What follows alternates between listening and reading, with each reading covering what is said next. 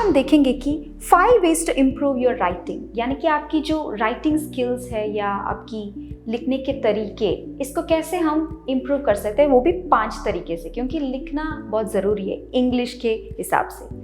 तो अब आपको पता है इंग्लिश, लेकिन आपको लिखना नहीं पता है, आपको उसकी ट्रिक्स नहीं जानते हैं, तो ये सीख लीजिएगा।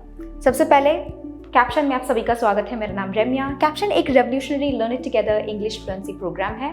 ये बिल्कुल इजी, क्विक, फन, इफेक्टिव और अफोर्डेबल प्रोग्राम भी है। इसके साथ हम आपको प्रॉमिस देते हैं कि सिर्फ 6 महीनों में आप खुद को एक अगले लेवल पे देखेंगे। तो चलिए देखते हैं सेशन क्या है। व्हाई राइट, लिखना क्यों ज़रूरी है?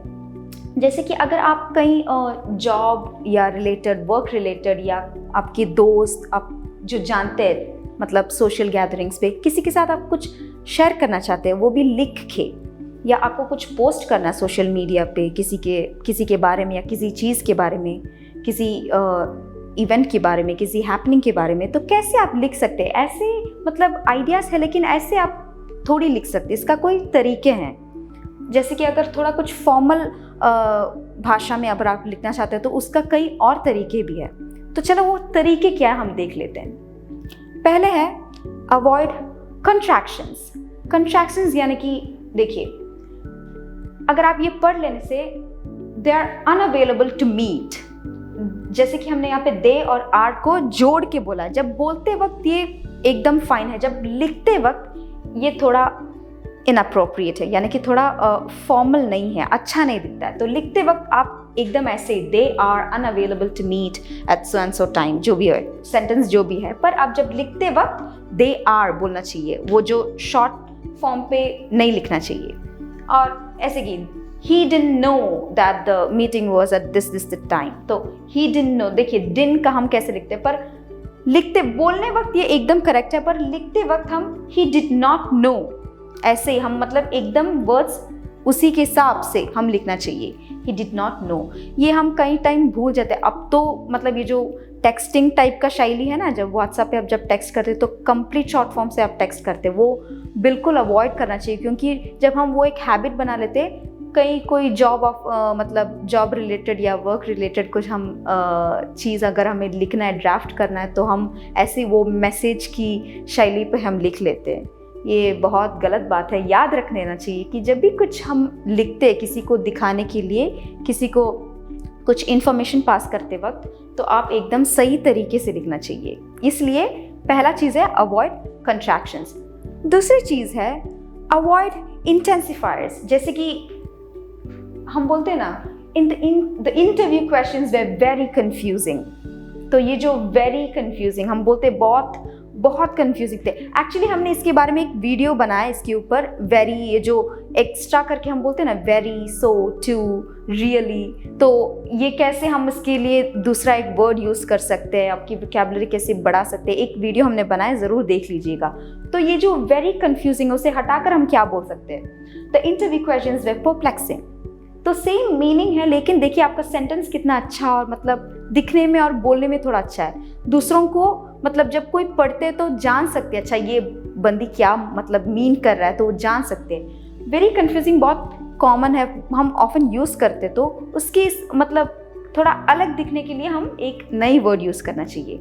कई एग्जाम्पल्स है, जैसे कि I felt very tired after the 3 hour meeting. Very tired, हम जो बोलना चाहते हैं, लेकिन हम थोड़ा मतलब ये जो वेरी यूज़ करके बोल रहे हैं। तो इसके अलावा हम क्या यूज़ कर सकते हैं? I felt exhausted after the 3 hour meeting. तो ऐसे बोलने से थोड़ा कुछ अच्छा दिखेगा, आपकी सेंटेंस भी अच्छा दिखेगा और वोकैबुलरी भी इसके साथ आप बढ़ा सकते हैं। तो वोकैबुलरी बढ़ाने के लिए और अपनी इंग्लिश फ्लुएंसी बढ़ाने के लिए कैप्शन की तरफ से 30 days फ्री ट्रायल है। इसमें कई ज़्यादा फीचर्स है, जैसे कि speaking opportunities, learn and practice as a group, यानी कि साथ में पढ़ सकते हैं, सीख सकते हैं। मंथली फ्लुएंसी ट्रैकर, एक मंथ में आपका परफॉर्मेंस कितना है ट्रैक कर सकते हैं आप। तो उसके बाद पर्सनल कोच, आपको कस्टमाइज फीडबैक देने के लिए, आपको खाली आपकी प्रॉब्लम्स और इश्यूज़ को सॉल्व करने के लिए। और उसके बाद डेली माइक्रो लेसन्स, यानी कि कॉन्सेप्ट्स को छोटे वीडियोस पे जल्दी से सीखने के लिए आपको मिलता है। और उसके बाद लाइव क्लासेस, इंस्ट्रक्टर से आप डायरेक्ट बात कर सकते हैं, इंटरेक्ट कर सकते हैं, और दूसरों के साथ भी, पार्टिसिपेंट्स के साथ भी आप मिलजुल कर सीख सकते हैं इंग्लिश। ज़रूर ज्वाइन कीजिएगा। Back to our session, connect your ideas. जब हम कुछ लिखते हैं तो हमारे पास कई ज़्यादा आइडियाज़ होते हैं, तो कैसे हम ये सब कनेक्ट कर सकते हैं, यानी कि कई कनेक्टिंग वर्ड्स है। ऐसे ही बस आइडियाज़ को ब्लैंक हम नहीं लिख सकते खाली सेंटेंस के रूप से, उसे कनेक्ट करके थोड़ा कुछ प्रेजेंटेबल दिखना चाहिए, तभी जो जिसको हम दे रहे हो वो जान सकते कि ये क्या एक्चुअली मीन कर रही है, इसका मतलब लिखने का मतलब क्या है, ये जो क्या बोलना चाहती है ये या बोलना चाहता है जो भी है।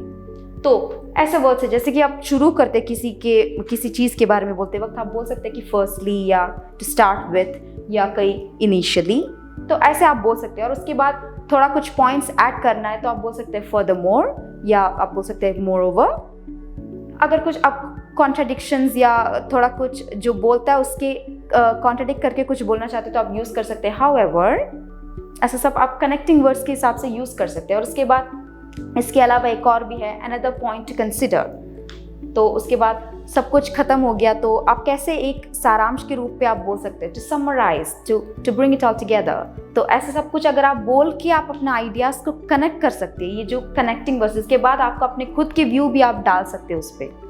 एक चीज़ के बारे में जब आप लिखते हैं तो एक इंसिडेंट या एक अकरिंग के बारे में अगर आप लिखते हैं तो आपकी खुद की आइडिया भी आप लिख सकते हैं, तब इन माई व्यू और maybe according to me, तो ऐसे कुछ बोल सकते हैं आप। तो ये ऐसे वर्ड्स है जो अपनी आइडियाज़ को कनेक्ट करके आप थोड़ा कुछ अच्छी एक छोटी सी कहानी की तरह आप बोल सकते हैं। तो जब पढ़ते वक्त थोड़ा उनको भी अच्छा लगेगा, अच्छा ये क्या बोलना चाहती है, ये सब बोलना चाहती है, आप पर्सुएट कर सकते हैं आपकी फीलिंग्स क्या है उससे।